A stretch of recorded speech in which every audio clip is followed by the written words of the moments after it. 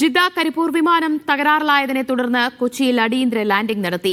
Landing gear തകരാറിലായതും ടയറുകൾ പൊട്ടിയതുമാണ് കാരണം. 160 യാത്രക്കാരാണ് വിമാനത്തിലുണ്ടായിരുന്നത്. ഇവരെ പിന്നീട് ബസ് മാർഗം കരിപ്പൂരിലെത്തിച്ചു. അടിസ്ഥാന സൗകര്യങ്ങൾ ഒരുക്കാത്തതിൽ യാത്രക്കാരുടെ പ്രതിഷേധവുമുണ്ടായി. വിമാനത്തിന്റെ ടയർ പൊട്ടിയ ദൃശ്യങ്ങൾ മീഡിയ വണ്ണിന് ലഭിച്ചു.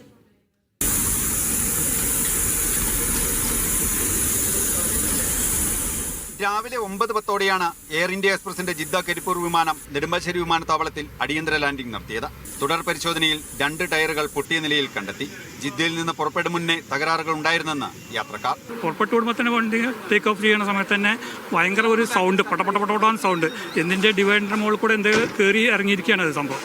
അപ്പം തന്നെ അത് പൊട്ടിയിരുന്നു. അപ്പം നമ്മളൊന്നും അറിഞ്ഞില്ല, അങ്ങനെ ഒന്ന് പോവുകയും ചെയ്തു. അല്ല, അവിടുത്തെ ജിദ്ദയിൽ നിന്ന് പോരുമ്പോൾ തന്നെ കുറഞ്ഞ സൗണ്ടും കാര്യങ്ങളൊക്കെ ഉണ്ടായിരുന്നു. പിന്നെ വീല് പഞ്ചറായ സൗണ്ട് നമ്മൾ പുറത്തറിഞ്ഞിട്ടുണ്ട്. ഭക്ഷണമോ വെള്ളമോ ലഭിച്ചില്ലെന്നും മതിയായ സൗകര്യങ്ങൾ ഒരുക്കിയില്ലെന്നും പരാതിയുണ്ട്. ഇത്രയും സമയം അകത്തിരുന്നിട്ട് പ്രായമായ ഒരുപാട് ഉമ്മമാരൊക്കെ ഉണ്ട് ഉംറക്ക് പോയ. അവർക്ക് മറ്റൊരു ഫുഡിന് വെച്ചിട്ട് ഇതുവരെ അകത്ത് ഒരു ഗ്ലാസ് വെള്ളം ഇതുവരെ കൊടുത്തിട്ടില്ല.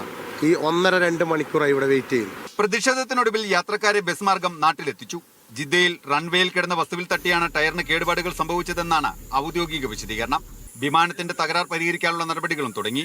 സംഭവത്തിൽ ഡയറക്ടർ ജനറൽ ഓഫ് സിവിൽ ഏവിയേഷനും ബ്യൂറോ ഓഫ് സിവിൽ ഏവിയേഷൻ സെക്യൂരിറ്റിക്കും എയർപോർട്ട് ഡയറക്ടർ ഇന്ന് തന്നെ റിപ്പോർട്ട് നൽകും. വിമാനം പുറപ്പെടും മുമ്പേ ജാഗ്രത കുറവുണ്ടായെന്നാണ് യാത്രക്കാരുടെ പരാതി. മതിയായ ക്രമീകരണങ്ങൾ ഒരുക്കിയെന്ന് അധികൃതരും അവകാശപ്പെടുന്നു. വാദപ്രതിവാദങ്ങൾക്കിടയിലും തലനാരിഴയ്ക്ക് അപകടം ഒഴിവായതിന്റെ ആശ്വാസത്തിലാണ് യാത്രക്കാരുടെ മടക്കം. കൊച്ചിയിൽ നിന്ന് സച്ചിൻ സജിക്കൊപ്പം സിജോ വർഗീസ്, മീഡിയ 1.